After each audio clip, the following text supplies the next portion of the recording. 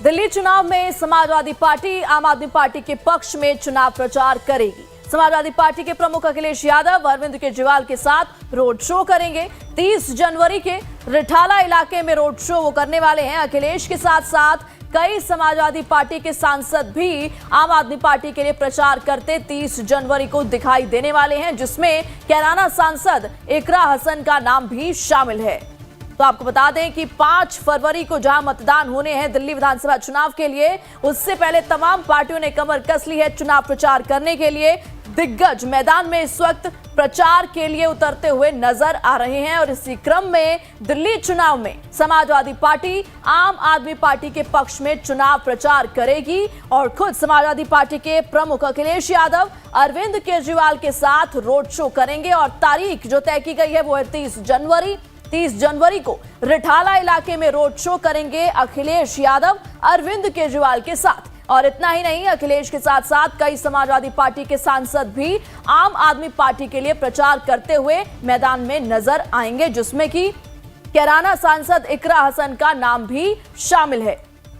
और इस खबर पर आगे की जानकारी के साथ हमारी संवाददाता शालिनी झा जुड़ चुकी है। शालिनी, समाजवादी पार्टी अब आम आदमी पार्टी के पक्ष में चुनाव प्रचार करेगी, किस तरीके से इसे देखा जाए, किन मुद्दों को साधने की कोशिश अखिलेश यादव कर सकते हैं इस दौरान?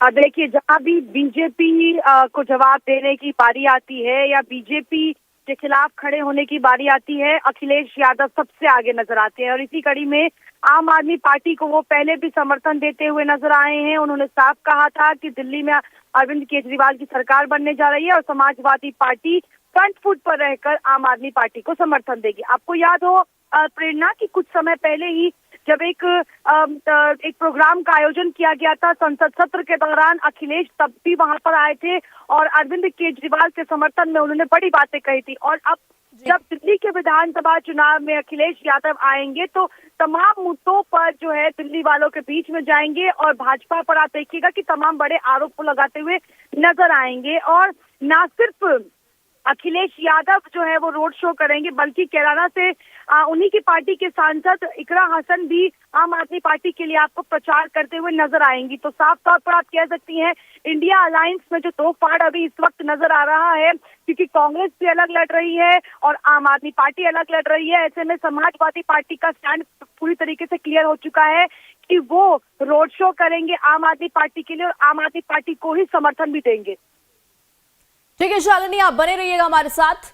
अरविंद केजरीवाल ने प्रधानमंत्री नरेंद्र मोदी को एक और चिट्ठी लिखी। केजरीवाल ने अपनी चिट्ठी में लिखा है कि प्रधानमंत्री जी ऐलान करें कि किसी भी अमीर आदमी का लोन माफ नहीं होगा। इसके साथ ही केजरीवाल ने चिट्ठी में कहा है कि माफ करना है तो किसानों के लोन, मिडिल क्लास के होम लोन माफ करो। इस पैसे से मिडिल क्लास का बहुत फायदा होगा। केजरीवाल ने चिट्ठी में लिखा है कि मैंने हिसाब लगाया, अगर लोन माफ न किया जाए तो टैक्स की दरें आधी हो जाएंगी। 12 लाख सालाना कमाने वाले व्यक्ति अपनी तनख्वाह टैक्स में देता है, ये मिडिल क्लास का दुख है। तो अरविंद केजरीवाल ने एक और चिट्ठी लिखी है पीएम मोदी को। शालिनी, आपका एक बार फिर से रुक करते हैं। हम इस वक्त खबर बता रहे हैं अपने दर्शकों को कि अरविंद केजरीवाल ने एक और चिट्ठी लिखी है पीएम मोदी को, जिसमें उन्होंने फिर से मिडिल क्लास का जिक्र किया है।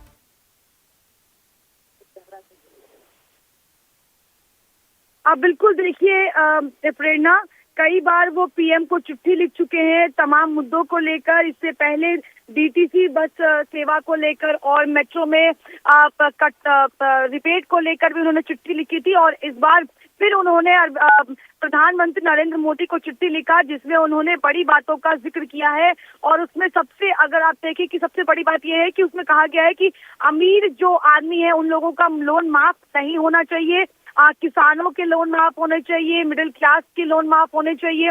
और इस बात को वो इसलिए उठा रहे हैं क्योंकि प्रेरणा देखिए, मैनिफेस्टो के जरिए उन्होंने मिडिल क्लास को भी साधने की कोशिश की और कहा गया था उनकी तरफ से कि जो मिडिल क्लास में चाहे सब्सिडी देना हो बिजली पे या फिर तमाम वो सुविधाएं हो, तो वो मिडिल क्लास को भी अब जो है साधने की कोशिश कर रहे हैं। ऐसे में चिट्ठी लिखी गई है अरविंद केजरीवाल की तरफ से, वो साफ दर्शाता है कि वो इन मुद्दों को लेकर टारगेट कर रहे हैं और इन मुद्दों को लेकर वो बीजेपी पर हमलावर भी हैं। और इसी वजह से ना सिर्फ आप देखिए कि अमीर और मिडिल क्लास फैमिली की बात की गई है, बल्कि उन्होंने किसानों का भी जिक्र किया है इस चिट्ठी में।